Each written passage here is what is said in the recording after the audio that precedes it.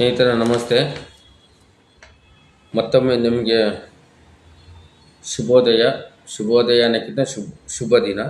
ಸರ್ಕಾರದ ಆದೇಶ ಸಂ ಮಮ ಇ 237 ಇದನ್ನು ನಾನು ಪೋಸ್ಟ್ ಮಾಡ್ತೀನಿ. ಹೇಳ್ಕೊಂಡೋದ್ರೆ ನಿಮ್ಗೆ ಅರ್ಥ ಆಗೋದಿಲ್ಲ. ಗ್ರಾಮೀಣ ಪುನರ್ವಸತಿ ಕಾರ್ಯಕರ್ತೆಯರು URW MRW ಇವರ ಕರ್ತವ್ಯ ಪಟ್ಟಿ. ಇವರು ಅಂಗವಿಕಲರಾಗಿದ್ದು ಸ್ಥಳೀಯ ಗ್ರಾಮ ಪಂಚಾಯಿತಿ ವ್ಯಾಪ್ತಿಯಲ್ಲಿ ವಾಸಿಸುತ್ತಿರಬೇಕು. SLC ಪಾಸ್ ಆಗಿರಬೇಕು. ಇವರು 18ರಿಂದ 45 ವರ್ಷದ ವಯೋಮಿತಿಯಲ್ಲಿ ಆರೋಗ್ಯವಂತರಾಗಿರಬೇಕು.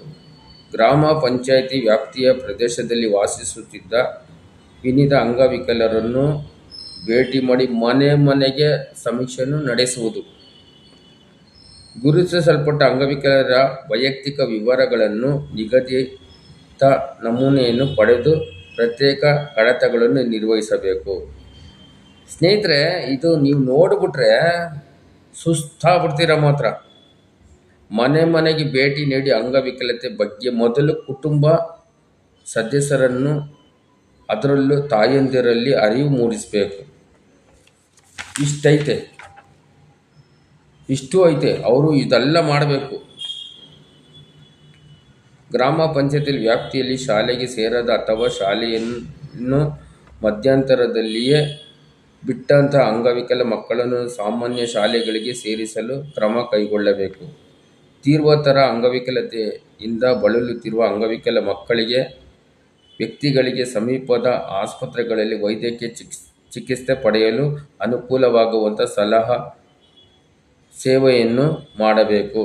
ಸ್ಥಳೀಯ ಗ್ರಾಮ ಪಂಚಾಯಿತಿ ಸಹಾಯದಿಂದ ಅಂಗವಿಕಲರಿಗೆ ಶಿಕ್ಷಣ, ವೃದ್ಧೋಪಚಾರ, ವಸತಿ ಇತ್ಯಾದಿ ಮೂಲಭೂತ ಸೌಕರ್ಯಗಳನ್ನು ಒದಗಿಸಿ ವಿವರಗಳನ್ನು ಅಂಗವಿಕಲತೆಯ ವಾರು ನಿರ್ವಹಿಸುವುದು.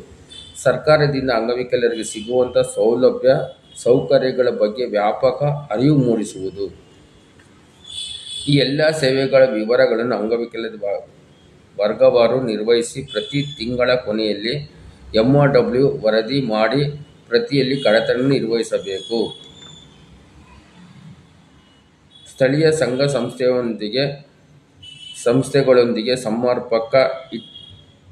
ಸಂಪರ್ಕ ಇಟ್ಟು ಅವುಗಳ ಪ್ರಯೋಜನವನ್ನು ಪಡೆಯುವುದು.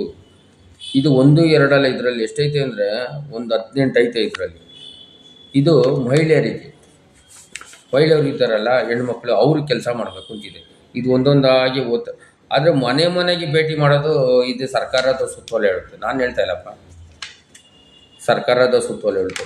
ಜೀವನದಲ್ಲಿ URW MRW ಮನೆಗೆ ಬರ್ತಾರ ಹೇಳಿ? ನೀವು ತೀರ್ಮಾನ ಮಾಡ್ಕೊಳ್ಬೇಕು. ಸರ್ಕಾರದ ಸುತ್ತೋಲೆ ಹೇಳುತ್ತೆ ಮನೆ ಮನೆಗೆ ಬನ್ನಿ ಅಂತ. ಇವ್ರು ಬರ್ತಾರಾ ಹೇಳಿ? ನಾನು ಮನೆ ಮನೆಗೆ ಬರೋದಿಲ್ಲ ಇವರು.